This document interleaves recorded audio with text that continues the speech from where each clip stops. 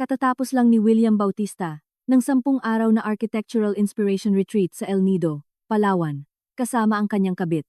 Habang hawak ang maingat na piniling palumpon ng mga champagne-colored na rosas, umakyat siya sa hagdan ng kanyang eleganteng townhouse sa BGC. Bitbit ang bahagyang pagod mula sa biyahe at isang mababaw, inensayong palusot sa kanyang isipan. Pagkatulak niya ng pinto at pagpasok, handa na ang kanyang mga dahilan. Gagamitin niya ang karaniwang script, isang emergency sa bagong commercial project. Wala siyang magawa kundi i-extend ang biyahe. Gayunpaman, ang sumalubong sa kanya ay hindi ang pagod na mukha ng kanyang asawang kapapanganak lang, o ang iyak ng kanilang bagong silang na sanggol. Ito ay isang ganap na katahimikan. Si Manang Maria, ang kanilang kasambahay, ay nasa sala at inilalagay ang mga huling gamit sa isang karton. Nang makita siyang dumating, nanatiling kalmado ang mga mata nito, parang ibabaw ng isang malalim na lawa. Mahinahon siyang nagsalita. Sir William, nakauwi na po kayo. Lumipat na po si Ma'am Sarah, kasama ang sanggol 15 araw na ang nakakalipas. Parang nahulog mula sa mataas na gusali ang puso ni William. Tila naubusan ng hangin ang kanyang mga baga. Ang mga rosas sa kanyang kamay ay naglalabas ng matamis na amoy, na ngayon ay tila isang malaking kabalintunaan. Anong sinabi mo? Halos hindi siya makapaniwala sa narinig. Kumunot ang kanyang noo at nagbago ang kanyang boses, patungo sa mahigpit na awtoridad na ginagamit niya sa kanyang kumpanya. Saan siya lumipat? Sa bahay ng mga magulang niya. Mahinang umiling si Manang Maria, habang tinitiklop ang huling microfiber cloth at maingat na inilalagay ito sa kanyang cleaning cart. Hindi po, sir. Sabi po ni Ma'am Sarah ay nakahanap na siya ng bagong malilipatan. Pinakiusapan niya akong linising mabuti ang bahay, at pagkatapos ay tapos na po ang trabaho ko rito. Nablangko ang isip ni William.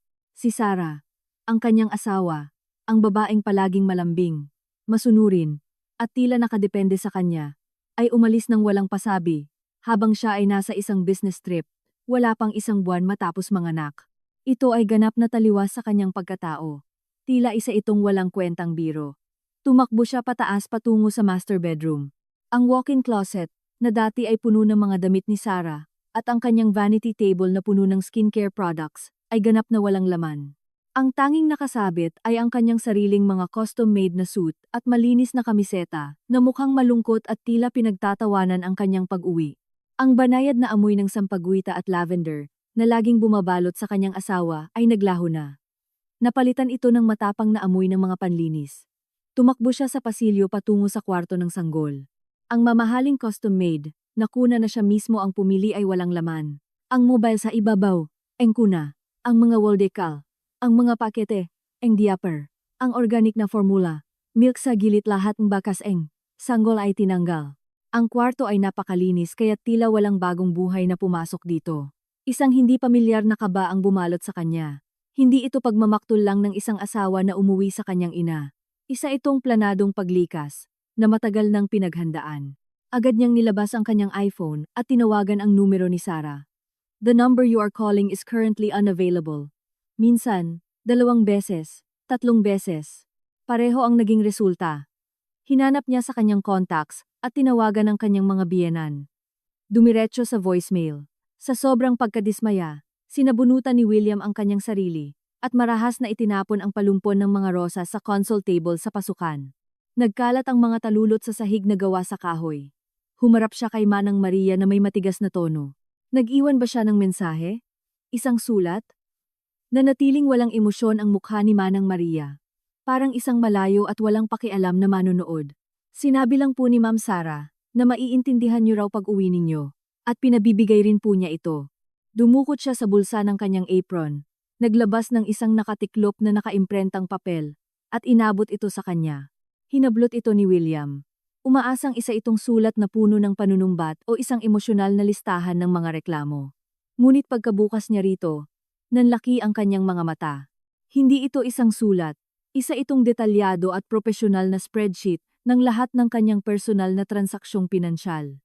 Malinaw na nakalista ang bawat gastos mula sa kanyang personal credit card at sa isang shared extension card sa nakalipas na 2 buwan mula sa booking ng isang luxury beachfront suite sa El Nido hanggang sa mga resibo ng mamahaling restaurant, kabilang ang isang malaking halaga sa isang Cartier boutique sa Greenbelt. Petsa, oras, lokasyon, eksaktong halaga.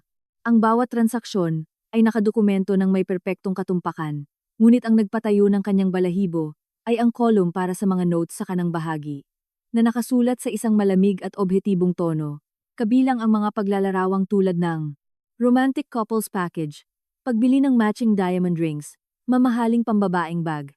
Bawat romantikong sandali na ibinahagi niya kay Chloe Dizon, sa dalampasigang iyon ay binuo muli, kinwenta, at ginawang hindi matututulang ebidensya ng kanyang panloloko.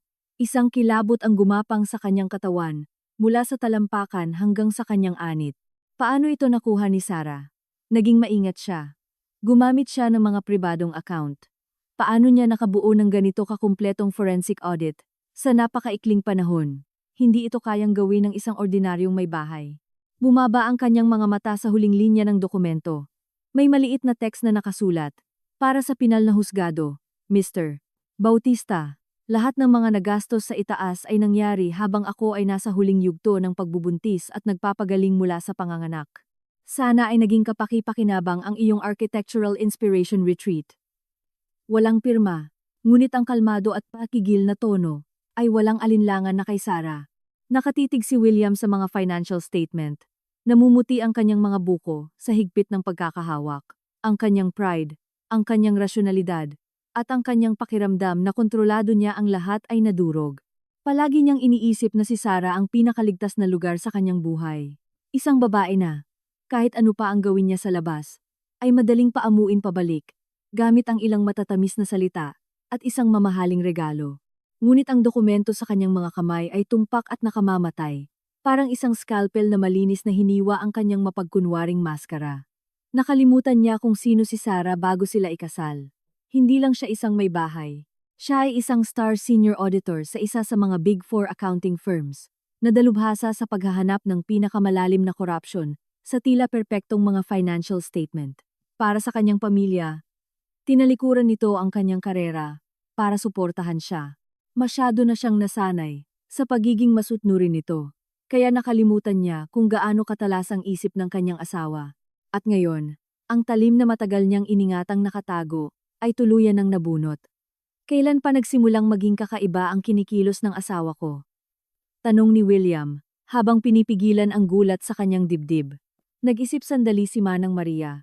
Siguro po kinabukasan matapos kayong umalis papuntang Palawan. Nakatanggap po ng tawag si Ma'am Sarah. Pagkatapos noon ay nanahimik na po siya. Hindi siya umiyak, hindi sumigaw. Kinarga lang niya ang bata at tinitigan ito ng napakatagal. Tumigil siya sandali. Tapos nagsimula na po siyang tumawag sa isang lipat bahay at sa isang abogado. Isang abogado. Lumukso ang puso ni William. Ang bigat ng sitwasyon ay higit pa sa kanyang inakala. Hindi lang ito isang asawang naglayas. Isa itong planadong legal na pag-atake, hakbang-hakbang. Tumakbo siya patungo sa kanyang home office. Binuksan ang kanyang MacBook at sinubukang mag-login sa kanyang online banking para suriin ang kanyang personal at investment accounts. Ngunit pagkalagay niya ng password, isang pulang babala ang lumabas sa screen. Ang iyong mga account ay napapailalim sa isang temporary restraining order at asset freeze. Mangyaring makipag-ugnayan sa iyong branch o kumonsulta sa iyong legal counsel. Judicial freeze. Ang mga salitang ito ay tumama sa kanya parang isang maso. Ang kanyang mga ari-arian, ang kanyang mga stock portfolio, ang kanyang mga investment fund, ang lahat ng yamang pinaghirapan niyang ipunin, ay biglang naging mga numerong hindi niya magalaw sa screen. Kung walang kooperasyon ni Sarah, hindi siya makakagalaw kahit isang piso man lang pambayad sa hotel. Napabagsak siya sa kanyang leather executive chair, nakaramdam ng tunay na takot sa unang pagkakataon. Kaya niyang mabuhay nang wala ang lambing ni Sarah. Pero hindi siya mabubuhay nang wala ang materyal na imperyong pinagdedependehan niya. Agad niyang tinawagan ang kanyang private lawyer. Mabilis na nagsasalita para ipaliwanag ang sitwasyon. Ang abogado sa kabilang linya ay nakinig ng tahimik sa mahabang pagkakataon at pagkatapos ay nagsalita ng may seryosong tono. William, malamang na mas malala ang sitwasyon kaysa sa iniisip mo. Kung nagawa ng kabilang kampo na makakuha ng asset preservation order mula sa judge nang hindi mo alam, ibig sabihin ay naghain sila ng napakatibay na ebidensya. Karaniwan, nangangahulugan iyon na naniniwala ang judge na may napipintong panganib na itatago, ililipat, O lulustayin mo ang inyong conjugal properties, matibay na ebidensya. Pumasok sa isip ni William ang spreadsheet, pero hindi niya akalaing ang ilang mamahaling binili ay sapat na para i-freeze ang buong buhay niya.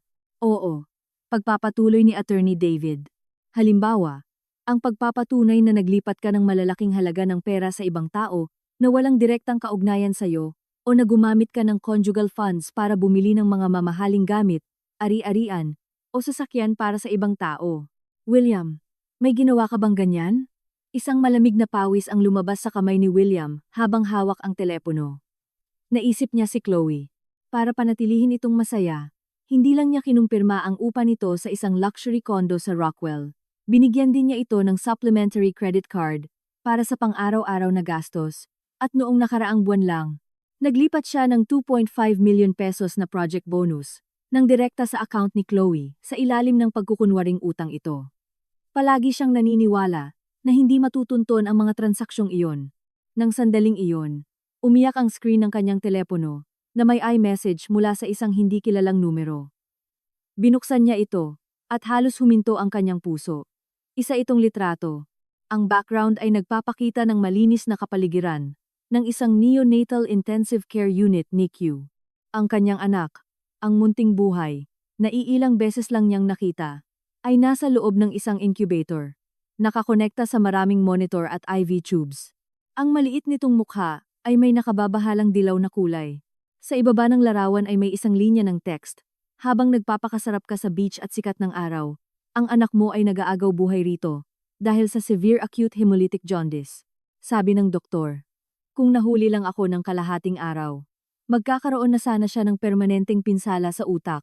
Sa sandaling iyon, ang lahat ng kanyang galit, pagkalito, at takot ay nabaon sa ilalim ng isang labis at nakakasakal na alon ng konsensya. Bago ang kanyang biyahe, nabanggit ni Manang Maria na medyo naninilaw ang sanggol. Pero ang isip niya ay buong-buong nakatuon sa kanyang tropical getaway. Binaliwala lang niya ito at sinabing, normal lang ang paninilaw sa mga bagong panganak. Itapat niyo lang sa bintana para maarawan. At inalis ang issue sa kanyang isipan. Hindi niya kailanman inisip na ang kanyang kapabayaan ay muntik ng kumitil sa buhay ng kanyang anak.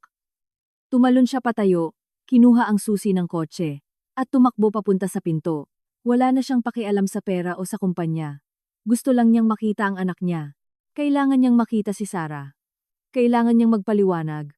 Humingi ng tawad, ayusin ang lahat. Ngunit pagdating niya sa pasukan, humarang si Manang Maria sa kanyang daraanan. Inabot nito sa kanya ang isang huling gamit. Sir William, pinabibigay po ni Ma'am Sarah itong huling ebidensya. Isa itong eleganteng silver USB flash drive. Tiningnan ito ni William, nakaramdam ng isang masamang kutob na humihigpit sa kanyang dibdib. Nanginginig ang mga kamay na isinaksak niya ito sa kanyang laptop at binuksan ang nag-iisang audio file. Isang pamilyar, ngunit kakaibang boses ang lumabas mula sa speakers. Boses ito ni Chloe, puno ng pagmamalaki, paglalandi, at panunukso. Sarah, huwag mong masamain. Mahal ka ni Will, pero kailangan niya ako. Alam mo bang isa siyang top-tier na arkitekto? Ang inspirasyon ay mas mahalaga sa kanya kaysa sa sarili niyang buhay. At ako ang nagbibigay sa kanya noon. Tumigil siya sandali. Sinabi niya sa akin na ang pamumuhay kasama ka ay parang pagtingin sa isang nakatigil na lawa. Tahimik, pero nakakabagot. Ako ang apoy na nagbibigay buhay sa kanya muli. Sa background, may maririnig na ingay na parang isang mataong coffee shop. Malinaw na naiisip ni William ang eksena. Si Chloe na nakaupo sa tapat ni Sarah, eleganteng hinahalo ang isang iced coffee, habang binibitiwan ng mga nakapanlulumong salitang iyon. Tapos narinig ang boses ni Sarah, napaka-flat, napakawalang emosyon, na nakakakilabot. Kaya pinapunta ka niya, para sabihin sa aking lumayo ako. Hindi, mahinang tawa ni Chloe. Masyadong sensitibo si Will. Ayaw kanyang masaktan, lalo na ngayon nakapapanganak mo lang. Umaasa lang siyang maiintindihan mo. Alam mo naman ang mga lalaki, kailangan nila ng iba't ibang putahe. Hindi ko sisirain ang pamilya mo. Gusto ko lang ang kumpanya niya paminsan-minsan, gaya nitong biyahe sa Palawan. Sabi niya kukuha siya ng inspirasyon para sa bagong design niya. At naniwala ka naman, di ba? Naging mas matalas ang kanyang tono. Tingnan mo nga ang sarili mo. Nagbabantay ng bahay. Nag-aalaga sa batang hindi tumitigil sa kaiiyak. Ano bang nakukuha mo? konting atensyon niya at mas kumakaunting oras. Samantalang ako, wala akong kailangang gawin at nakukuha ko ang buong pagnanasa at pagkabukas palad niya. Linggo lang na nakalipas nag-transfer siya sa akin ng 2.5 million pesos. Pocket money daw. Sarah, sabihin mo sa akin, sino sa tingin mo ang totoong mahalaga sa kanya? Biglang naputol ang recording. Nakatayo lang si William, parang tinamaan ng kidlat. Ang perang nilipat niya kay Chloe ay nagmula sa dibidendo ng isa sa mga proyekto ng kanyang kumpanya. Sinabi niya kay Sarah na hindi pa nagbabayad ang kliyente ng final invoice. Akala niya, isa itong white lie.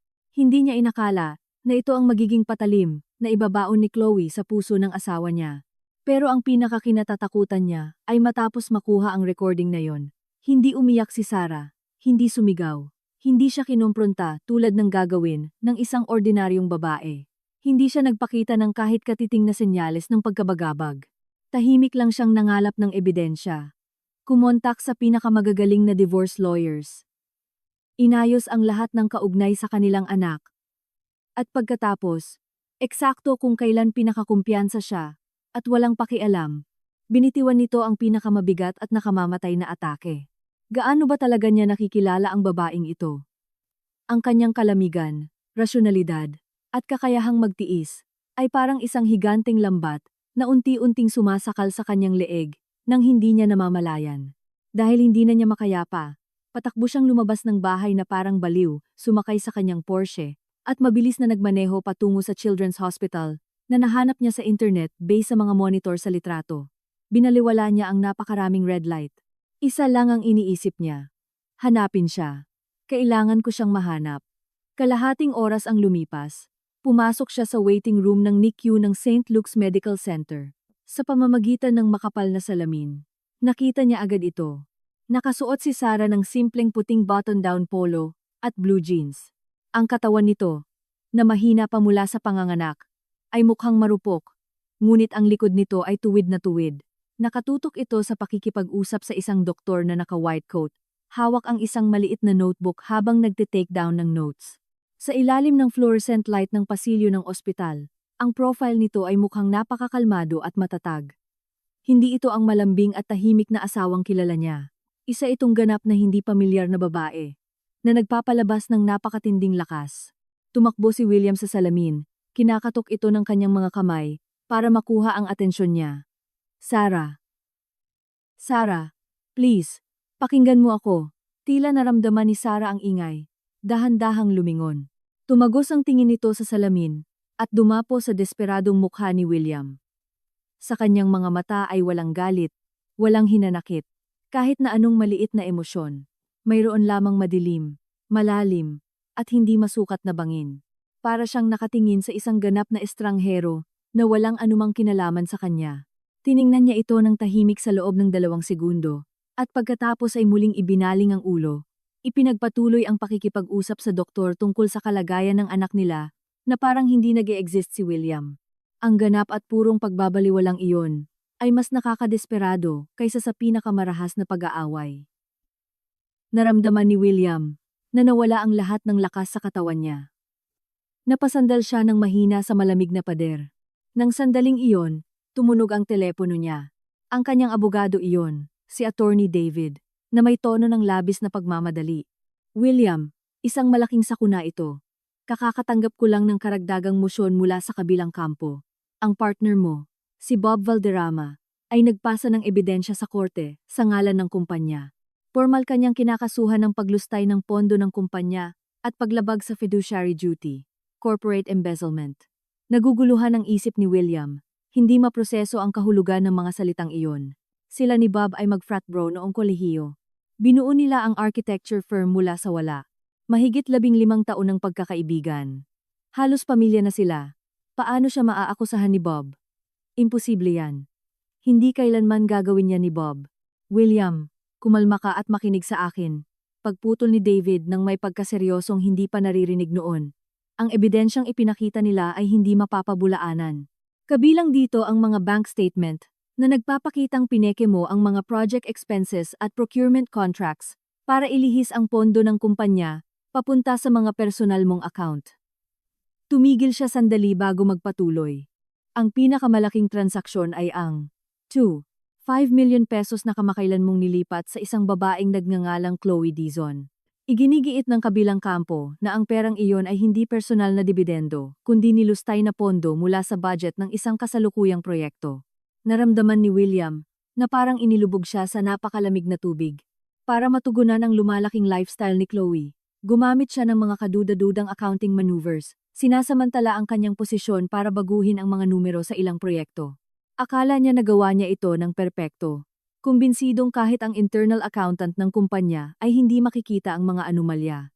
Ngunit nakalimutan niya kung ano ang trabaho ni Sarah bago sila ikasal. Isa siyang auditor at isa sa pinakamagaling. Dalubhasa sa pagtukoy ng mga pinakanakatagong anomalya sa mga tila perpektong record. Pagkatapos ikasal, voluntaryo itong nagpasyang manatili sa background para suportahan siya. At masyado siyang nasanay sa nakikitang pagpapasakop nito, kaya nakalimutan niya ang katalinuhan nito. Ngayon, ang isip na nanahimik ay muling kumilos. Hindi maaaring nakita ni Bob ang mga record na yon. Bakit niya ginagawa ito ngayon? Bulong ni William. Hindi matanggap ang pagtataksil ng kanyang matalik na kaibigan.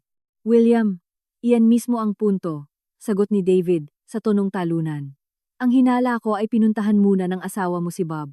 Ipinakita niya rito ang mga paunang ebidensya ng paglustay mo ng pondo.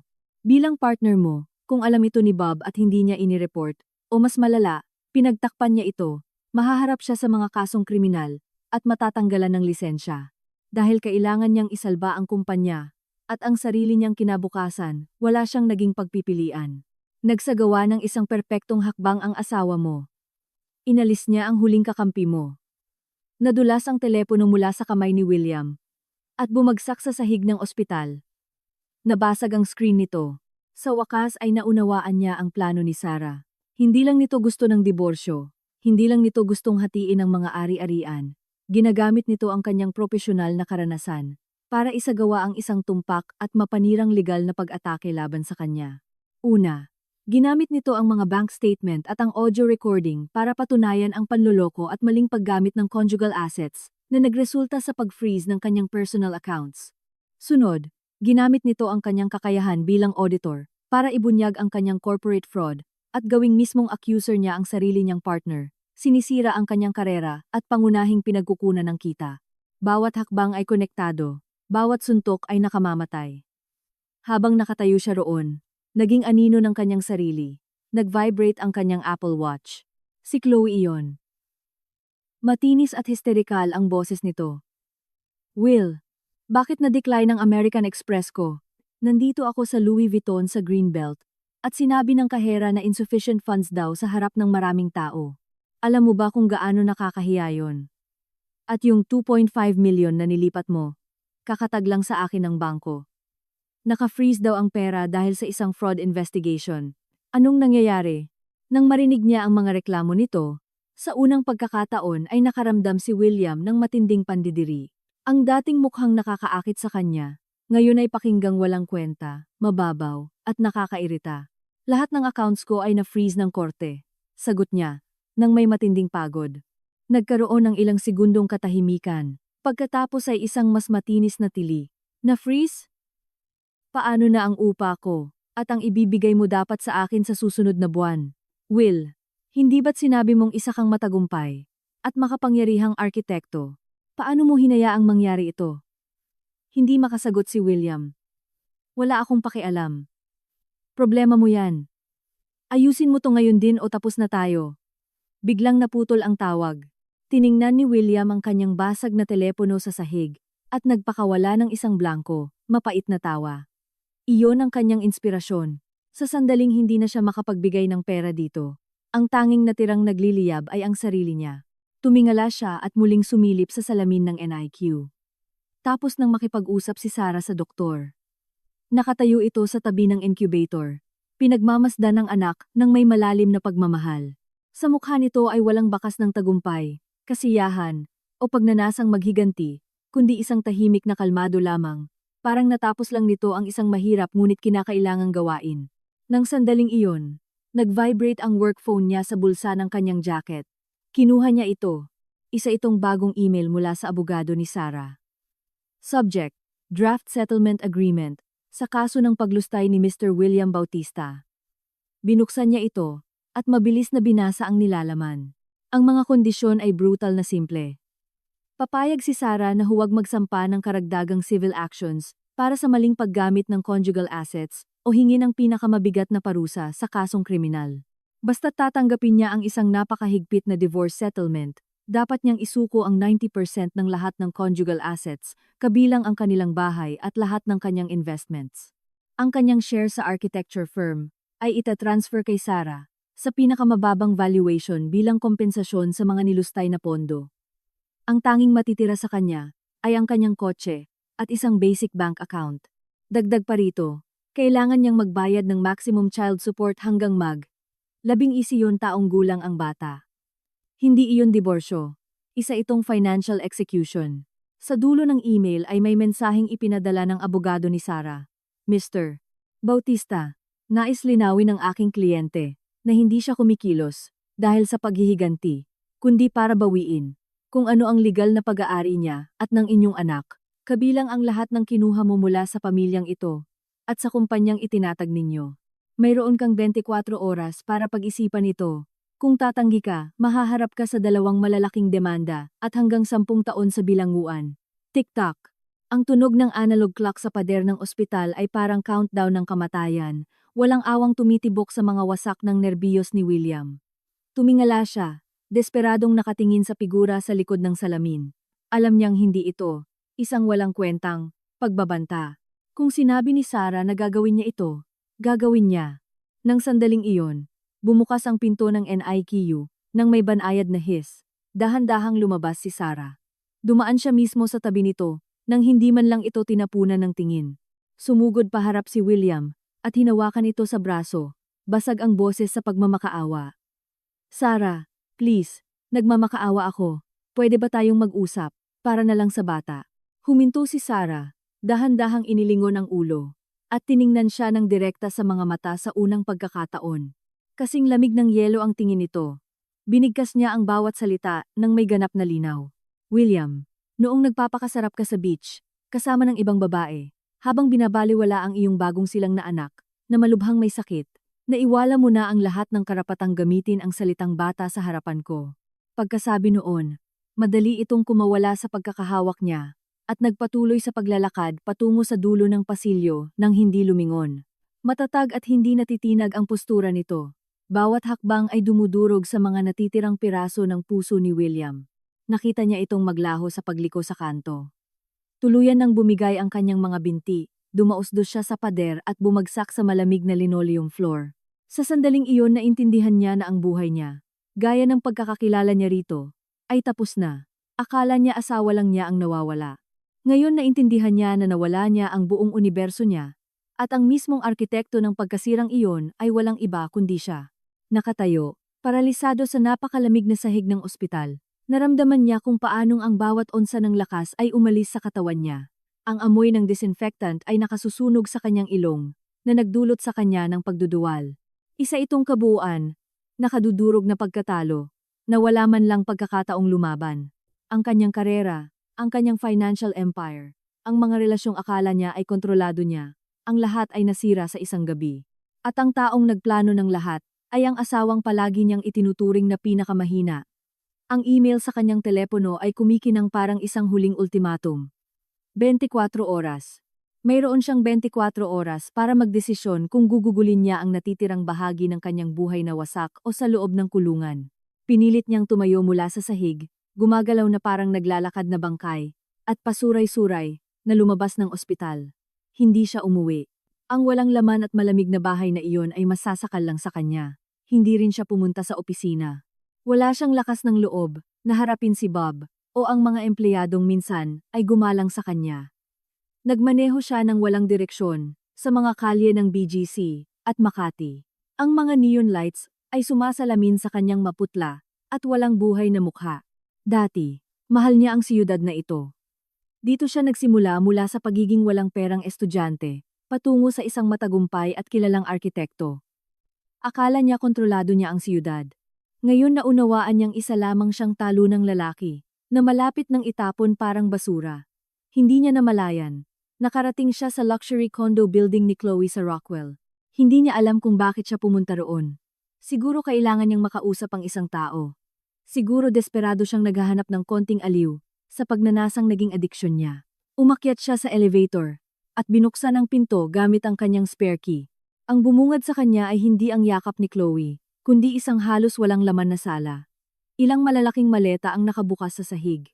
Nagmamadaling isinisiksik ni Chloe ang mga designer bags at damit doon.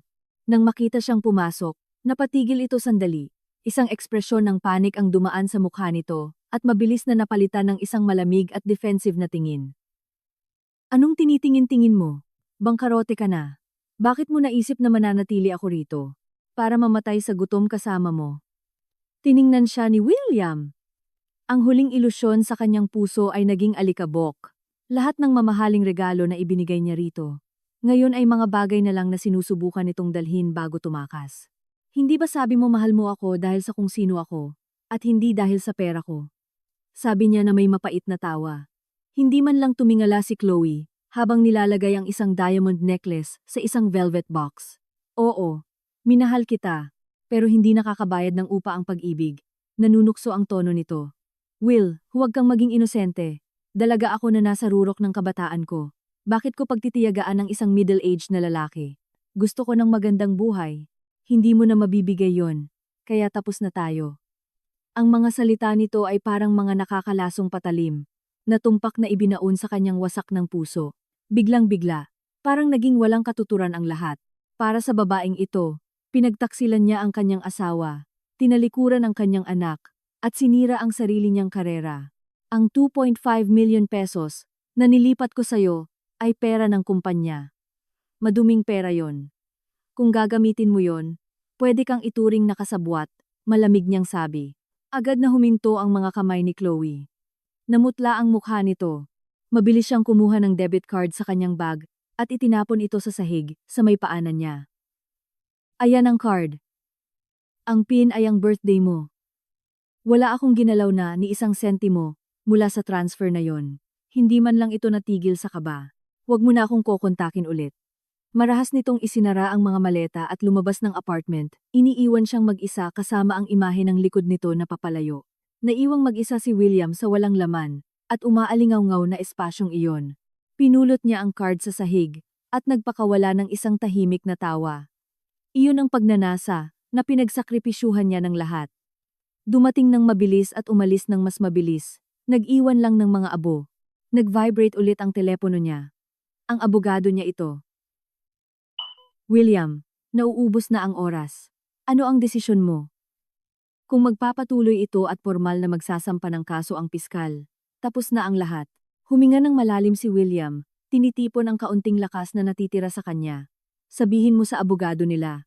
Tinatanggap ko. Pipirma ako. Sa sandaling ginawa niya ang desisyong iyon, naramdaman niya na parang umalis ang kaluluwa niya sa katawan niya. Natalo siya at tinatanggap niya ito. Siguro ang maiwang walang-wala ang pinakamagaan na presyong kaya niyang bayaran para sa kanyang kayabangan at pagtataksil. Kinabukasan, kasama si David, pinirmahan ni William ang nakakahiyang divorce agreement. Habang pinapanood niyang matuyo ang pirma niya sa papel, naramdaman niya na ang unang kalahati ng buhay niya ay nagsasara sa isang miserable at kalunos-lunos na wakas. Paglabas ng law firm, nabulag siya sa sikat ng araw ng Pilipinas. Nakatayo siya sa sidewalk, hindi alam kung saan pupunta. Nawala niya ang kanyang tahanan, ang kanyang karera, at ang kanyang yaman. Naisip niya ang sanggol na nasa ospital pa rin. Ito ang nag-iisang dugo niya. Ang huling koneksyon niya sa mundo. Dala ng isang hindi nakikitang puwersa.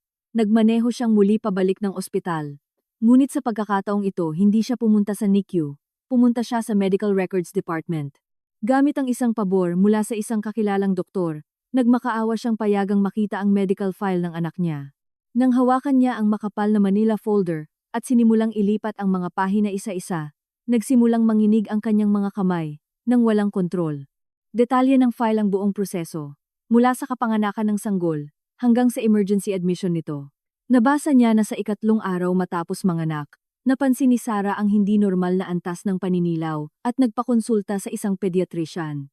Inirekomenda ng doktor ang obserbasyon. Sa 5 araw, dahil sa pag-aalala, Nagbayad si Sarah mula sa sariling bulsa para isagawa ang kumpletong blood test sa sanggol. Ipinakita sa resulta ang mapanganib na taas ng level ng hemolysis. Inirekomenda ng doktor ang agarang pag-admit, ngunit puno ang pediatric ward. Mula sa araw na iyon, nagmamaneho araw-araw si Sarah, mula bahay hanggang ospital, yakap ang bata sa kanyang mga braso, binabantayan ang level ng bilirubin, at naghihintay na may mabakanteng kama. Iyon mismo ang mga araw na nasa Palawan siya kasama si Chloe, umiinom ng mango shake habang nakaharap sa dagat. Sa ika-10 araw, mabilis na lumala ang kondisyon ng bata. Ang jaundice index ay tumaas sa critical na level.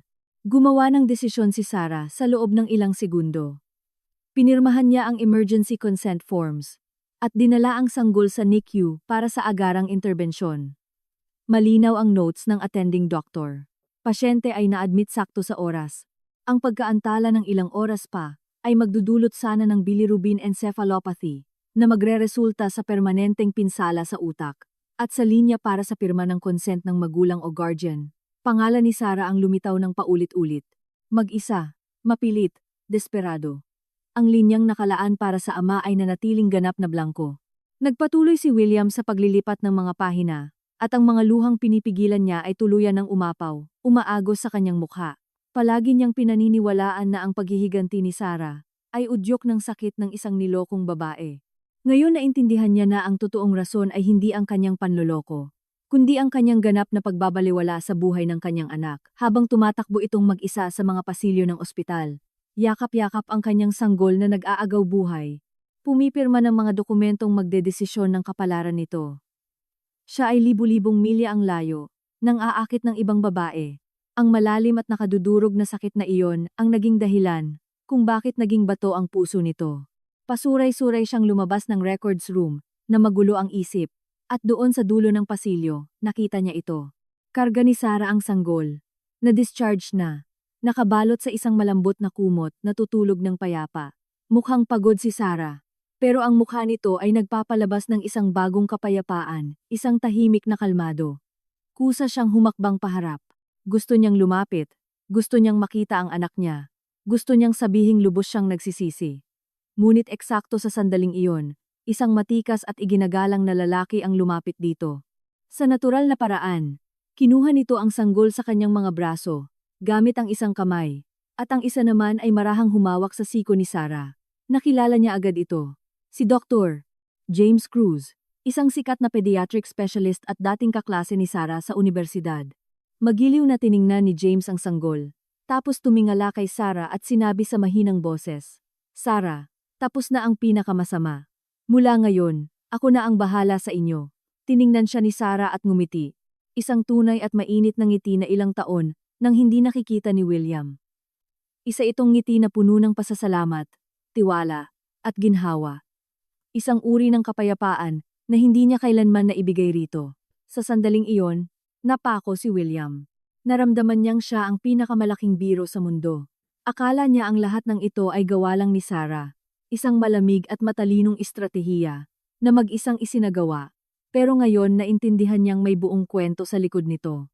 Akala niya nakipaglaban ng mag-isa si Sarah sa isang gera. Pero sa pinakamadilim nitong mga sandali ay may nakatayo sa tabi nito. Isang taong nag-alok dito ng medikal na suporta, gabay, at kalinga. Isang nakatatakot na ideya ang nagsimulang mabuo sa kanyang isipan. Paano kung ang perpektong counter-attack na iyon ay hindi lang ideya ni Sarah? Ang ideya ay pumulupot sa kanyang dibdib, parang isang nakakalasong baging, sinasakal siya. Nakatayo lang siya ng walang kibo habang pinapanood si Sarah at si Dr. Cruz na magkasamang lumabas ng ospital at sumakay sa isang itim na Range Rover na nakaparada sa pasukan. Gumalaw sila na may pagkakaisa ng isang tunay na pamilya. Nablangko ang isip ni William. Naalala niya si James Cruz noong nasa kolehiyo pa si Sarah. Malinaw na may gusto ito kay Sarah noon, pero nakuha niya ito dahil sa kanyang pamimilit at pangako ng isang marangyang buhay. Akala niya si James ay bahagi na ng nakaraan. Hindi niya inakala na sa sandaling pinabayaan niya ng husto si Sarah, ang lalaking ito ay babalik sa buhay nito bilang tagapagtanggol. Sa pagbabalik tanaw sa mga nangyari, nagsimulang magtugma ang lahat. Paano natukoy agad ni Sarah ang kalubhaan ng paninilaw ng bata at nagdemand ng agarang atensyon? Bakit may isang specialist na gumagabay sa kanya? Paano siya nakakuha ng determinasyon na isagawa ang ganitong katumpak na legal na pag-atake? Dahil hindi siya nag-iisa nang pinakakailangan niya ito. Siguro nga si James pa ang tumulong sa kanyang maghanap ng pinakamagaling na divorce lawyer. Isang malalim na lamig ang naramdaman sa buong katawan ni William. Akala niya ang pagtataksil niya ang nagtulak kay Sarah para magbago. Ngayon naintindihan niya na siya lang ang naging mitsa. Ang totoong nagpabago rito ay ang matibay na suportang humawak sa kanya noong pabagsak na siya. Ang parusa sa kanya, simulat sa pool, ay isang perpektong inihandang execution. Hindi ito naging patas. Pinanood niya ang itim na sasakyan na maglaho sa trapiko. Pakiramdam niya ay pinaalis siya sa mundo. Nawala niya ang lahat ng akala niya ay kanya, at si Sarah. Matapos siyang iwan, ay malinaw na nakahanap ng mas maganda. Ang mga sumunod na araw ay naging isang tunay na purgatorio para kay William. Lumipat siya mula sa multimilyong pisong mansyon na sumisimbolo sa kanyang tagumpay patungo sa isang maliit na studio apartment sa Mandaluyong na may upa na 20,000 pesos kada buwan. Salamat sa pag-surrender niya ng shares at pagbalik ng mga pondo. Nagpasya si Bob na huwag nang magsampa ng kasong kriminal para sa paglustay. Ngunit ang kanyang reputasyon sa mundo ng arkitektura sa Metro Manila ay tuluyang nasira. Walang matinong kumpanya ang may gustong makipag-ugnayan sa kanya. Napilitan siyang ibenta ang kanyang Porsche at nabuhay sa kaunting ipon na natitira. Sinubukan niyang kumuha ng mga freelance na trabaho. Ngunit ang mga mayayamang kliyente na dating humahanga sa kanya ay iniiwasan na siya ngayon. Nahulog siya mula sa pinakamataas patungo sa putikan at nakilala ang tunay na lasa ng kawalang pakialam ng tao. Naglaho si Chloe na parang bula. Tumigil ang mga kaibigan niya sa pagsagot sa kanyang mga tawag. Nagsimula siyang dumanas ng chronic insomnia. Paulit-ulit na nire-replay ng kanyang isip ang mga alaala. Naalala niya ang unang beses na nakita niya si Sarah na nakasuot ng puting blusa, tahimik na nagbabasa sa library. Naalala niya ang mga mata nitong puno ng luha noong kasal nila. Naalala niya si Sarah na buntis. Ipinaghahanda siya ng makakain sa kusina ng 10 oras ng gabi. Ang mga sandaling iyon, na dati ay itinuturing niyang simple, o minsan ay nakakabagot pa, ngayon ay naging mga walang katumbas na alaala, na hindi na niya mababawi kailanman. Sa wakas ay naunawaan niyang ang sinira niya ay hindi isang maliit na bagay. Ito ang pinakamahalagang pag-aari niya. Nagsimula siyang mangulila sa kanyang anak na may kasamang pisikal na sakit, ang munting buhay na iyon na sandali lang niyang nakarga sa kanyang mga braso. Ayon sa divorce agreement, nagbabayad siya ng child support ng tama sa oras buwan-buwan, ngunit wala siyang ideya kung ano ang lagay ng bata. Lumalaki ba siya ng maayos? Ngumingiti na ba siya? Ilang beses siyang nagmaneho papunta sa subdivision, kung saan nakatira ang mga magulang ni Sarah, pumarada mula sa malayo, umaasang masilayan siya kahit isang sandali lang, ngunit hindi siya nagtagumpay. Tila na-anticipate ni Sarah ang lahat ng galaw niya. Inilalayo ang bata ng tuluyan mula sa kanya. Hanggang isang araw, 3 buwan ang lumipas, nakatanggap siya ng hindi inaasahang tawag. Si Bob ito. Kakaiba ang boses nito, isang pinaghalong pagkailang at awa. Will, nasaan ka? Pwede ba tayong magkita? Nag-alangan sandali si William, ngunit pumayag din. Nagkita sila sa isang lumang coffee shop. Mas mukhang matanda si Bob, mas pagod. Ipinagbuhos siya nito ng kape, at nanatiling tahimik sa mahabang oras bago magsalita. Ang kumpanya ay nasa ilalim na ngayon ng buong kontrol ni Sarah. Nagdala siya ng professional management team, at sa totoo lang, mas maganda ang takbo nito kaysa noong tayo ang nagpapatakbo. Huminto ang kamay ni William sa itaas ng kape. Wala siyang sinabi. Alam kong galit ka sa akin, buntong hininga ni Bob. Pero noong inilapag ni Sarah ang mga record na yon sa harapan ko, wala akong naging pagpipilian. 2 lang yon. Babagsak ang kumpanya, at pareho tayong makukulong sa federal prison. O isasakripisyo kita, para isalba ang kumpanya, at ang 40 empleyado na umaasa rito. Naiintindihan ko. Sagot ni William, nang may garalgal na boses. Sa puntong iyon, wala na siyang karapatang magalit kahit kanino. Sa totoo lang, nandito ako sa ngalan ng ibang tao. Kumuha si Bob ng isang makapal na envelope na gawa sa Manila paper, mula sa kanyang briefcase at pinarulas ito sa lamesa. Pinabibigay ito ni Sarah sa'yo. Nanigas si William. Akala niya, maliban sa buwan ng transfer para sa child support, hinding-hindi na muling magkukrus ang landas nila. Nanginginig ang mga kamay na binuksan niya ang envelope. Hindi ito isang legal na dokumento. Isa itong set ng mga litrato. Mga litrato ng anak niya. May mga profesional na larawan ng unang taon nito. Nakasuot ang bata ng maliit na suit na nakangiti ng napakasaya. Ang iba naman ay nagpapakitang gumagapang ito sa damuhan, habang nakahawak ang matatabang kamay sa damo, at isang litrato ang partikular na nagpapakita sa bata na nasa isang stroller, habang si Sarah, nakayuko sa tabi nito, ay nakatingin dito na may labis at nagliliwanag na pagmamahal. Idinukumento ng bawat larawan ang paglaki ng bata, at ang kaligayahan ni Sarah bilang isang ina. Sa ilalim ng package, ay may isang maliit na card. Gamit ang eleganteng sulat kamay ni Sarah, nakasulat dito. Maayos ang kalagayan niya. Sana ay makapagsimula ka rin ng bagong buhay. Pumatak ang luha ni William sa lamesa. Ang set ng litratong iyon ay naging kaisa-isang malabong ilaw sa loob ng kanyang madilim na mundo. Iningatan niya ito at pinapanood bawat gabi. Ang pagtingin sa inosenteng ngiti ng kanyang anak ay tila nagpapagaan, kahit kaunti, sa sakit na daladala niya sa kanyang dibdib. Ang mensahe ni Sarah sana ay makapagsimula ka rin ng bagong buhay, ay isang malayong basbas at isang pinal na pamamaalam. Naintindihan niya na tuluyan ng iniwan nito ang nakaraan at nagsimula ng bagong kabanata kasama ng kanilang anak. At kailangan din niyang bumangon mula sa mga guhong siya mismo ang gumawa.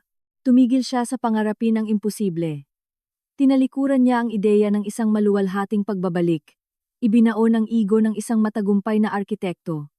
At ibinalik ang mga paa sa lupa. Nakapasok siya sa trabaho sa isang maliit na kumpanya ng renovation sa Antipolo, nagsimula bilang assistant sa drafting. Hindi alam ng kanyang mga katrabaho ang kanyang nakaraan. Ang nakikita lang nila ay isang middle-aged na lalaki na minalas sa buhay.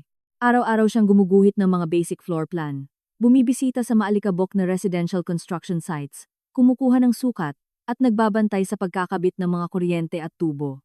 Mahirap ang trabaho, at ang sweldo ay kapiranggot lamang, kumpara sa ginagastos niya noon sa isang hapunan. Ngunit sa unang pagkakataon sa kanyang buhay, naramdaman niyang konektado siya sa realidad. Bawat gabi, pag-uwi niya sa kanyang maliit na apartment, nagluluto siya ng simpleng ulam at saka magbubukas ng mga libro sa arkitektura. Muling inaaral ang mga pangunahing konsepto na dati niyang hinamak. Nalaman niyang sa pamamagitan ng pag-alis ng mga paimbabaw na aesthetics, at mayayabang na ideya at pagbabalik sa kung ano ang tunay na mahalaga paglikha ng ligtas, komportable, at functional na espasyo, ay muling nadiskubre ang pagmamahal niya sa disenyo. Tumigil siya sa paghahabol ng mga nakakabighaning fasad. Nagsimula siyang mag-focus sa mga sustainable materials, sa lohika ng mga espasyo, kung komportable ba talaga ang taas ng isang countertop para sa taong nagluluto. Ang mga disenyo niya ay hindi na para pakainin ang ego niya, kundi para maglingkod sa mga tao. Makalipas ang 6 na buwan, nakatanggap ang kumpanya ng isang komplikadong proyekto. Isang kliyente ang bumili ng bahay na magulo ang layout, puno ng mga structural walls, at may napakasamang natural lighting. Nabigo ang ilang designer na makahanap ng posibleng solusyon. Desperado na ang project manager. Kinuha ni William ang mga blueprint nang walang kibo at pinag-aralan ito sa loob ng 3 araw. Sa ikatlong araw, nagpresenta siya ng kumpletong proposal para sa renovation. Hindi siya nagmungkahi na gibain ang bahay. Sa halip, sa pamamagitan ng matalinong paggamit ng mga salamin, muling pag-aayos ng mga non-structural walls, at isang tumpak na lighting design, nagawa niyang i-maximize ang espasyo at liwanag. Bawat detalye ay suportado ng mga structural calculations at mahigpit na technical specifications. Isa itong matibay, propesyonal, at walang kapintasang trabaho. Agad inapprove ng kliyente ang proyekto. Ang proyektong iyon ang nagpakilala sa kanya bilang key figure sa loob ng maliit na kumpanya. Nagsimula siyang bigyan ng boss niya ng mas mahahalagang trabaho. Unti-unti, naging stable ang buhay niya. Patuloy siyang nagbayad ng child support bawat unang araw ng buwan. Ngunit hinding-hindi niya sinubukang makialam sa buhay ni Sarah. Alam niyang ang manatili sa malayo, ang kaisa-isang tamang bagay na magagawa niya para sa kanila. Mabilis na lumipas ang 2 taon. Si William ngayon ang lead designer ng kumpanya. Hindi na siya naghahanap ng pagkilala. Nakatuon lang siya sa trabaho niya. Ang mga disenyo niya ay nagsimulang magkaroon ng magandang reputasyon sa mga kliyente dahil sa pagiging functional, propesyonal, at malalim na makatao. Isang araw, habang nagtatrabaho sa opisina niya, tumawag ang receptionist sa extension niya. William, may Dr. James Cruz po rito para makipagkita sa inyo. Huminto ng 1 segundo ang puso ni William. Dr. Cruz. Lumabas siya sa lobby at binuksan ang pinto ng meeting room. Nandoon ang lalaking hindi niya kailanman nakalimutan. Mukhang pareho pa rin si James, tulad ng 2 taon, na ang nakalipas kagalang-galang, kalmado, mapayapa. Pagkakita sa kanya, tumayo ito at magalang na inabot ang kamay. William. Hello. Pasensya na kung biglaan ang pagpunta ko. Sana ay wala akong naabala. Matigas na nakipagkamay si William, habang napuno ng mga pagdududa ang isip niya. Dr. Cruz, anong sadya ninyo rito? Tungkol ito kay Sarah. Gusto ka raw niyang makausap, direktang sagot nito. Tumingala si William, nagulat. Gusto siyang makita ni Sarah. Ayos lang ba siya? At si Leo? Agad niyang tanong. Pareho silang nasa mabuting kalagayan, sagot ni James nang may sinserong ngiti. William, alam kong maaaring may maling akala ka tungkol sa naging papel ko noon, kaya gusto kong linawin ito bago mo siya makita. Nang matuklasan ni Sarah ang panloloko at nasa NICU si Leo, nandoon ako para suportahan siya. Pero lahat ng ginawa niya, ang pag-audit, ang legal na estratehiya, lahat iyon ay sarili niyang desisyon. Nagbigay lang ako ng tulong medikal para kay Leo at suporta bilang isang kaibigan. Mas matapang at mas malaya siya kaysa sa inaakala mo. Tahimik lang si William. Kaya ang paranoia niya ay isang projection lamang ng sarili niyang pagkakasala. Dahil kaya niyang manloko, inakala niya na lahat ay nagkakasabuatan. Gusto kanyang makita ngayon dahil may isang mahalagang desisyon na nangangailangan ng iyong pahintulot. Dagdag ni James sa seryosong tono. Sumikip ang dibdib ni William. Si Leo ba? May sakit ba siya? Hindi. Huwag kang mag-alala, sagot ni James. Napakalusog ni Leo. Gumawa siya ng maikling pagtigil. Tungkol ito sa ibang bagay. Magpapakasal na kami ni Sarah. At pagkatapos ng kasal, gusto kong bigyan si Leo ng isang buo at masayang pamilya. Gusto ko siyang ampunin, ng legal. Ang salitang pag-ampun ay tumama kay William, na parang isang wrecking ball. Alam niya ang batas. Kung papayag siya sa pag-ampon ng isang step-parent, permanente nang mawawala ang kanyang mga karapatan bilang ama. Legal na magiging isang ganap na estranghero siya sa sarili niyang anak para maging wasto ang proseso ng adoption. Kailangan ng korte ang voluntaryong pagsuko ng parental rights mula sa biolohikal na ama. Pagpapatuloy ni James. Pumayag na si Sarah. Ngayon kailangan namin ang pirma mo. Kumuha siya ng isang makapal na legal na dokumento mula sa briefcase niya. Consent for Adoption and Termination of Parental Rights. Tiningnan ni William ang papel. Nanginginig ng husto ang mga kamay niya. Gusto niyang tumanggi. Gusto niyang isigaw na hindi. Anak niya iyon. Bakit niya ito ibibigay sa ibang lalaki? Ngunit anong karapatan niyang tumanggi? Sa nakalipas na 2 taon, ang taong laging nandyan ay si James. Nakita ni James si Leo sa mga unang hakbang nito. Narinig niya ang mga unang salita nito. Nang lagnatin si Leo ng 10 oras ng gabi, si James ang kumarga rito sa waiting room. At siya, ano bang ginawa ni William, ang biolohikal na ama? Bukod sa malamig at automatikong bank transfers, ano pa ang naiambag niya? Wala man lang siyang karapatang kargahin ang sarili niyang anak. Tila naramdaman ni James ang pighati niya. Mahinahon itong nagsalita. William, alam kong parang malupit ito, pero isipin mo si Leo. Mahigit 2 taong gulang na siya. Nagsisimula na siyang unawain ang mundo. Malapit na siyang pumasok sa preschool at magtatanong siya kung bakit ang ibang mga bata ay may tatay sa bahay, at kung bakit ang sa kanya ay makikita lang sa ilang mga litrato. Huminto siya. Gusto ko siyang ampunin hindi para may kunin mula sa'yo, kundi para bigyan siya ng kumpletong kabataan, walang kalituhan, at walang stigma.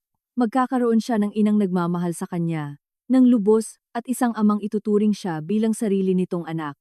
Lalaki siya sa isang tahanang puno ng pagmamahal.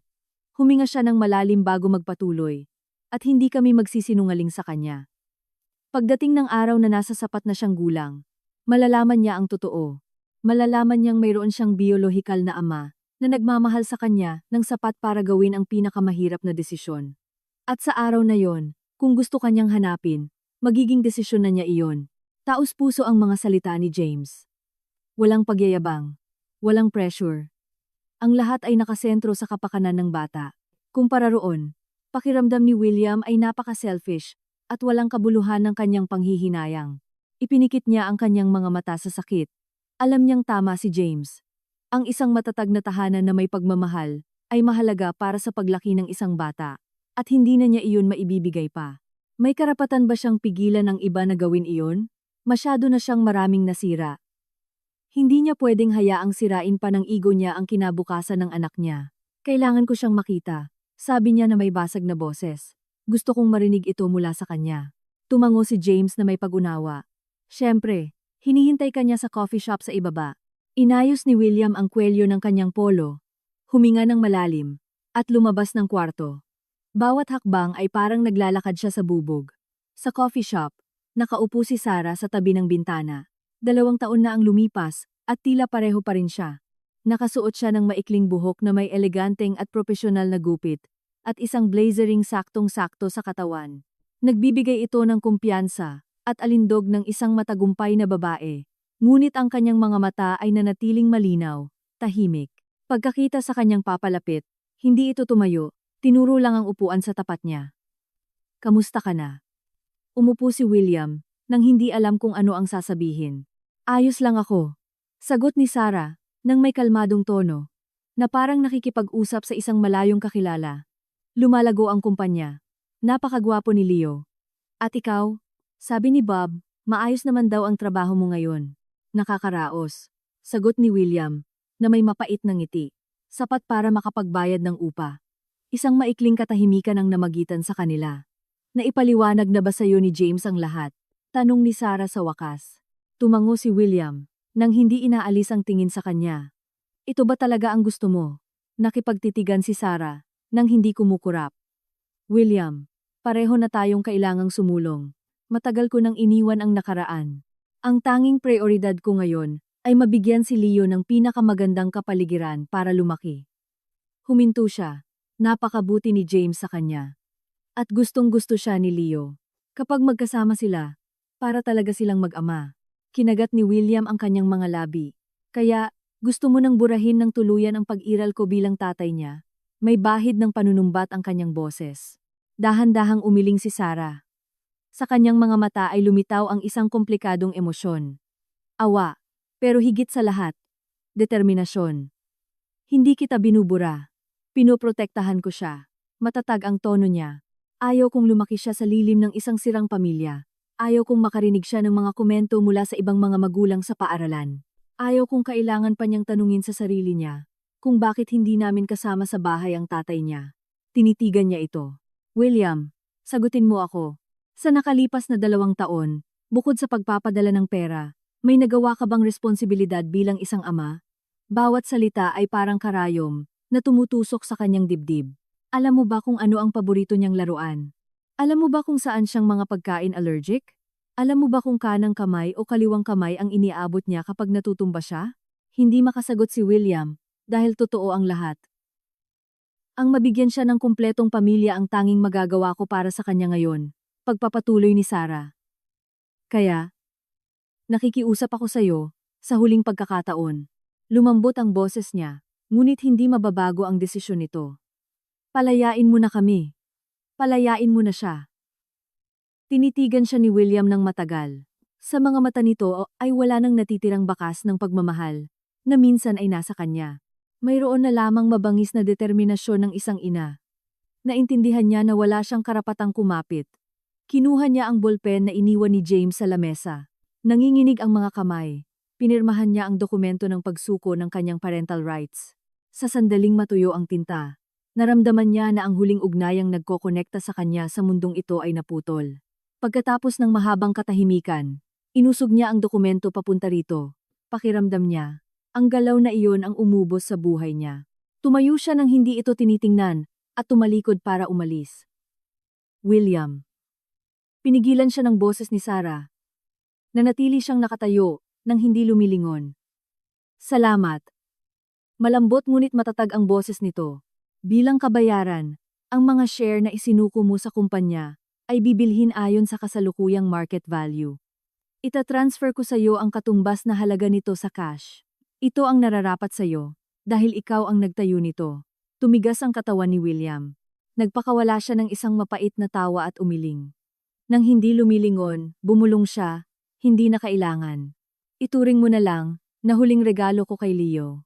Itinulak niya ang glass door at lumabas sa matinding sikat ng araw ng Pilipinas. Matindi ang liwanag, pero wala siyang naramdamang init. Bumalik siya sa apartment niya, isinara ang pinto, at hindi lumabas sa buong araw. Hindi siya umiyak, hindi siya nagalit, nakaupo lang siya ng tahimik at blanko ang isip. Pakiramdam niya ay isa siyang walang lamang kabibi, na lumulutang sa kawalan. Pagsapit ng hapon, nag-vibrate ang telepono niya dahil sa isang bank notification. Isang napakalaking halaga ang nadeposito sa account niya. Alam agad ni William na binalewala ni Sarah ang pagtanggi niya at ipinadala pa rin ang perang katumbas ng shares niya. Tiningnan niya ang mahabang hilera ng mga zero at hindi niya mapigilang makaramdam ng mapait na ironiya. Ginugol niya ang kalahati ng buhay niya para maabot ang ganitong klaseng yaman. At ngayon, matapos niyang mawala ang lahat ng tunay na mahalaga para makuha ito, bumalik sa kanya ang pera bilang isang uri ng danyos sa sarili niyang buhay. Para saan pa ito ngayon? Para bumili ulit ng mansyon. Wala namang pamilya sa loob nito. Para magtayo ng panibagong architecture firm? Wala na siyang ambisyon o ego para gawin iyon. Kinabukasan, gumawa ng desisyon si William. Nag-resign siya sa renovation company. Pagkatapos, ginamit niya ang perang iyon para bumili ng isang simpleng bahay na may malaking lote sa isang probinsyal na bahagi ng Tagaytay, napapaligiran ng mga sakahan at hardin. Hindi na siya bumalik sa arkitektura. Sa halip, inilaan niya ang buong sarili sa pagsasaka at landscaping. Ibinigay niya ang lahat ng oras niya sa lupang iyon. Nagbubungkal siya ng lupa. Nagtatanim ng buto. Nagdidilig. Nag-aabono. Inaalagaan niya ang bawat halaman nang may parehong atensyon na ibibigay ng isang tao sa kanyang anak. Nasanay siya sa katahimikan ng kalikasan at nakahanap ng ritmo sa kalmadong iyon. Habang pinapanood kung paano sumisibol ang isang buto, kung paano naghahanap ng sikat ng araw ang isang usbong, ang kanyang isip na dating balisa at magulo ay nagsimulang makahanap ng kapayapaan.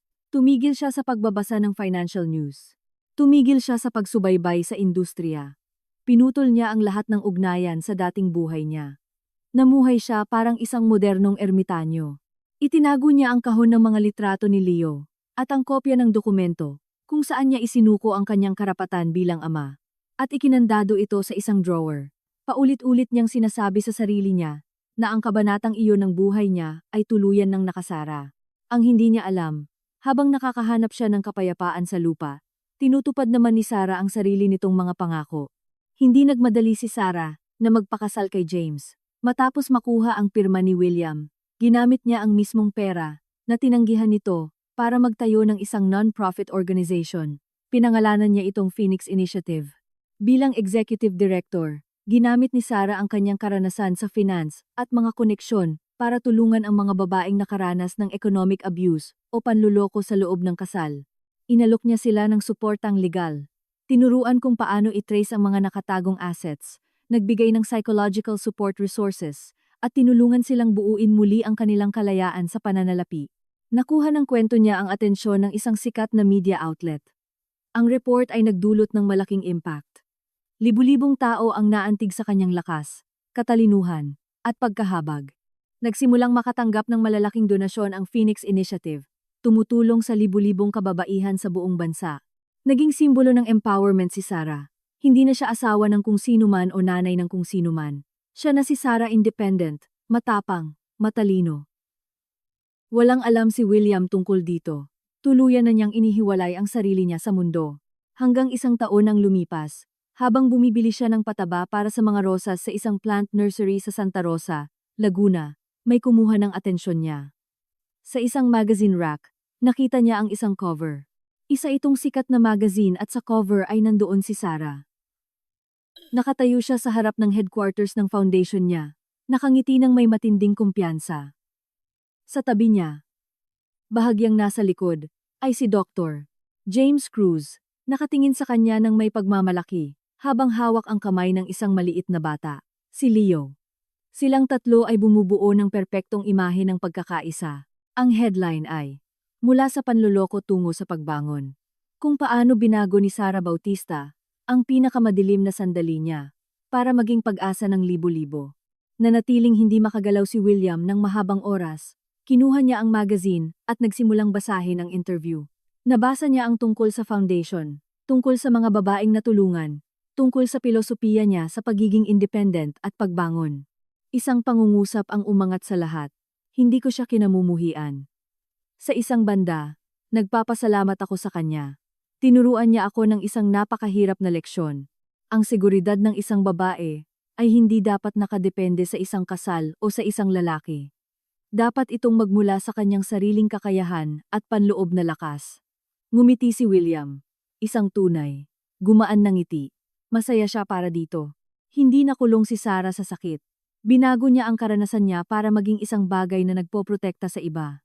Naging isang taong pambihira ito, at sa pagkakita niya ritong ganito, naramdaman niyang sa wakas ay kaya na niyang bumitaw. Madaling sabihin ang bumitaw, pero inaabot ng maraming taon ang paghilom. Isinara ni William ang magazine at ibinalik sa rack. Hindi niya ito binili, hindi na niya kailangang sumilip sa buhay ng iba para makahanap ng kahulugan sa sarili niyang buhay. Bumalik siya sa bahay niya sa probinsya. Isang perpektong araw iyon ng tag-araw. Ang mga climbing roses ay namumukadkad, at ang mga bubuyog ay tahimik na humuhuni sa mainit na hangin. Isinuot niya ang kanyang work apron, kinuha ang pruning shears, at nagsimulang maggupit ng mga sanga. Ang mga araw ay dumadaloy ng kalmado at may ritmo. Sa pamamagitan ng kanyang trabaho, nakilala niya ang ilang kapitbahay na pareho niyang mahal ang lupa. Minsan nakaupo sila sa porch, umiinom ng malamig na San Miguel beer, at nag-uusap tungkol sa panahon o kalidad ng lupa. Walang nakakaalam ng kanyang nakaraan. Para sa kanila, siya ay isa lamang tahimik na tao, na may espesyal na talento para sa mga hardin. Minsan, madaling araw, binubuksan niya ang drawer at tinitingnan ang mga litrato. Malamang malaki na ang anak niya. Sa kanyang imahinasyon, hindi na ito isang sanggol. Ang mukha nito ay tumutulis, ang katawan ay nagbabago. Iniisip niya kung gusto ba nito ng basketball o taekwondo, kung may mga nahihirapan ba ito sa paaralan, pero hindi niya kailanman sinubukang alamin. Alam niyang nawala na niya ang karapatang iyon. Ang tahimik na pangungulilang iyon ang kanyang parusa, at kaisa-isang natitirang ugnayan, sa pagmamahal na nawala niya. Lumipas ang 10 taon. Si William ngayon ay 50 taong gulang na. Ang sikat ng araw ng Pilipinas at ang pisikal na trabaho ay nag-iwan ng marka sa kanyang mukha at ang kanyang buhok ay naging puti na. Ngunit ang kanyang mga mata ay mas malinaw at mapayapa. Ang kanyang maliit na landscaping business ay naging sikat na sa lugar. Ang mga hybrid roses niya ay pinahahalagahan sa mga lokal na grupo ng gardening. Hindi na siya nagpakasal ulit. Namuhay siya ng tahimik, mag-isa, kasama ang mga halaman at ang paglipas ng mga panahon. Isang ordinaryong Martes ng hapon. Nasa harap siya ng hardin at nagdidilig ng mga bagong tanim na hydrangeas. Nang tumunog ang doorbell ng gate, tumingala siya na nagulat. Bihira siyang magkaroon ng bisita sa oras na iyon. Pinunasan niya ang kanyang mga kamay sa kanyang pantalon at naglakad patungo sa entrance. Pagbukas niya ng gate, nakita niya ang isang batang lalaki, mga 12 o 13 taong gulang. Nakasuot ito ng isang simpleng polo shirt na plansado at may dalang backpack. Ang mga tampok nito ay hindi mapagkakamalan. Kamukha ito ni William. Ngunit ang presence nito ay ganap na iba. Ang mga mata nito ay maliwanag, puno ng kumpiyansa, at nagpapakita ng kalmado at tiwala ng isang taong lumaki sa isang tahanan na puno ng pagmamahal. Nakilala agad siya ni William, kahit na nakita lamang niya itong maliit sa mga litrato. Nagsimulang tumibok ng malakas ang puso niya sa dibdib. Nanigas ang mga kamay niya sa pagkakahawak sa hose, na hindi niya mapigilan. "Excuse me po, kayo po ba si Mr. William Bautista?" Tanong ng bata. Malinaw ang boses nito, kahit na may bahagyang kaba. Ibinuka ni William ang kanyang bibig, ngunit nagsara ang kanyang lalamunan. Wala siyang mailabas na tunog. Tumango lamang siya ng matatag. "Ako po si Leo Cruz." "Ay, legalmente Leo Cruz, pero alam ko pong ipinanganak akong Leo Bautista." Tiningnan siya ng direkta ng bata sa mata. May bukas at kalmadong ekspresyon. "Ang nanay ko po ay si Sarah." Isang matinding init ang nagpuno sa mga mata ni William. Gusto niyang sabihin ang libu-libong bagay, ngunit hindi niya kaya. "Pwede po ba akong pumasok at umupo saglit?" Tanong ni Leo. Sabay turo sa hardin na puno ng mga bulaklak sa likuran niya. "Oh, pasok ka." Hirap na nasabi ni William, mabilis na tumabi. Pumasok si Leo sa hardin at tiningnan ang paligid ng may tunay na paghanga. Huminto siya sa harap ng isang rosal na may malalim na kulay ube. Wow, ang ganda po. Rhapsody in Blue yan, di ba? Sabi ni Papa. Mahirap daw alagaan yan. Nagulat si William. Marunong ka sa mga rosas? Mahilig po sa paghahalaman si Papa. Minsan tinutulungan ko siya. Sagot ni Leo na may ngiti. Ang Papa na tinutukoy niya ay walang iba, kundi si Dr. James Cruz. Isang bahagyang sakit ang tumagos sa dibdib ni William, ngunit mabilis itong naging kakaibang pakiramdam ng pasasalamat. Umupo sila sa mga ratan na upuan sa porch. Binigyan siya ni William ng isang baso ng homemade calamansi juice. Paano mo ako nahanap? Tanong niya sa wakas. Binigay po sa akin ni Mama ang address. Sagot ni Leo sabay higop. Sa totoo lang po, alam ko na ang tungkol sa inyo. Hindi po nagtago ang mga magulang ko sa akin. Kinuwento nila ang buong kwento, noong nasa sapat na akong gulang, para maintindihan ito. Pinakita nila sa akin ang mga litrato ninyo. Tumigil siya sandali. Pumunta po ako rito ngayon sa sarili kong desisyon. Gusto ko lang pong makilala ng personal ang biological father ko. Nagsalita siya na may nakakagulat na maturity. Walang galit, walang hinanakit. Pinagmasdan ni William ang binata sa harap niya. Malusog, matalino, edukado, at puno ng kabaitan. Sa sandaling iyon, ang huling bakas ng kapaitan na natitira sa kanyang puso ay nawala. Naunawaan niya, nang ganap na binigyan ni Sarah at James, ang batang ito ng isang buhay na hinding-hindi niya maibibigay kailanman. Ang pagpirma sa mga papel na iyon. 10 taon na ang nakalipas ang naging pinakamagandang desisyon sa buhay niya. Galit ka ba sa akin? Tanong ni William, na nanginginig ang boses. Umiling si Leo. Pinaliwanag po ni Mama na komplikado ang relasyon ng mga matatanda, na hindi lahat ay itim o puti. Sabi niya, nakagawa po kayo ng isang napakalaking pagkakamali, pero ang mga tao ay nagkakamali. Ang mahalaga ay ang matuto. Kalmado niya itong tiningnan. Sabi rin niya, huwag ko raw hayaang tukuyin ng galit kung sino ako. Huminto siya bago magpatuloy. At nagbilin din po siya, na sabihin sa inyo ito. Umaasa raw siya na nasa mabuti kayong kalagayan. At ang malaman na nakahanap kayo ng tahimik na buhay, ay nagpapasaya sa kanya. Hindi na napigilan ni William. Nagsimulang umagos ang mga luha sa kanyang mukha. Binabakas ang mga guhit ng panahon. Sa buong panahong iyon, alam ni Sarah ang tungkol sa kanya. Hindi para bantayan siya. Hindi para ipahiya siya. Kundi para umasa na balang araw, ay makakahanap siya ng kapayapaan. Hindi niya ito gustong burahin sa mundo. Gusto lamang niyang gumaling ito. Ako. Sinubukan niyang magsalita na lunod sa pag-iyak. Gusto niyang sabihin na nagsisisi siya. Ngunit alam niyang hindi sapat ang mga salitang iyon. Binuksan ni Leo ang backpack niya at naglabas ng isang maliit at lumang velvet box. Inabot niya ito sa kanya. Sabi po ni Mama, dapat ko raw itong ibigay sa inyo. Ito raw po yung bagay na hindi ninyo naisipang balikan noon. Nanginginig ang mga kamay na binuksan ito ni William. Sa loob ay may isang lumang relo na Omega. Ito ang relong niregalo sa kanya ni Sarah. Ilang taon na ang nakalilipas gamit ang una nitong malaking bonus noong nagtatrabaho pa itong auditor. Ginamit niya ito ng matagal hanggang sa itulak siya ng pera at ego. Napalitan ito ng isang mayabang na Rolex. Hindi niya alam na itinago ito ni Sarah sa buong panahong iyon. Sa likuran, nakaukit sa bakal, ang mga salitang, nawa ay maging ligtas at payapa ang iyong buhay. Hawak ni William ang relo at naramdaman na nasa mga kamay niya ang buong unang kalahati ng kanyang buhay. Tuluyan na siyang bumigay. Tinakpan niya ang kanyang mukha at umiyak na parang bata, isang malalim na pag-iyak, gaya ng isang taong matagal nang nawawala, at sa wakas ay nahanap na ang daan. Wala nang sinabi si Leo. Nanatili lang siya roon ng tahimik at sinamahan siya. Pagkalipas ng ilang oras, tumayo siya. Inayos ang isang paso na iginalaw ng hangin, at maingat na inayos ang lupa. Magkasama sila sa buong hapon sa porch na iyon, ama at anak. Nag-usap sila ng ilang oras tungkol sa mga halaman, paaralan, at kinabukasan. Ibinahagi ni William ang mga aral na natutunan niya nang hindi nagtatago ng kahit ano.